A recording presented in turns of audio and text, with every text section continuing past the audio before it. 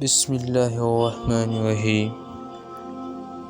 कलम तैयब जूं केतिरियूं फज़ीलतूं अल्लाह जे रसूल सल्लल्लाहु अलैहि वसल्लम जी हदीस मुबारक में मिलनि थियूं।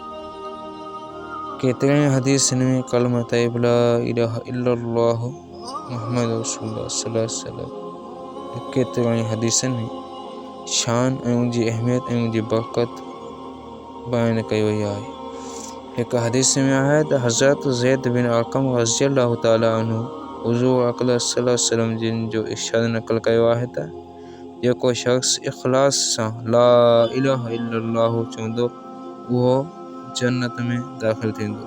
कंहिं पुछियो त कलमे खे इख़लास पढ़ण जी निशानी कहिड़ी आहे? पाण करीम सल्लल्लाहु अलैहि वसल्लम जिन फरमायो उहो शख़्स अल्लाह जी हराम कमनि खां रुकिजी वञे उन खां बचे।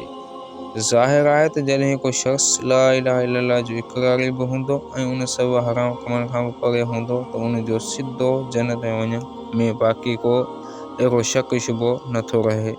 पर जेकॾहिं हराम कमनि खां न रुकिजे, बुरा कम कंदो वते, गुनाह कंदो वते, तॾहिं बि कलमे पाक जी उन बरकत में त को बि शक कोन्हे त हू पंहिंजे बुरनि अमलनि जी सज़ा भोगण खां पोइ कंहिं न कंहिं वक़्तु जन्नत में ज़रूरु दाख़िल थींदो।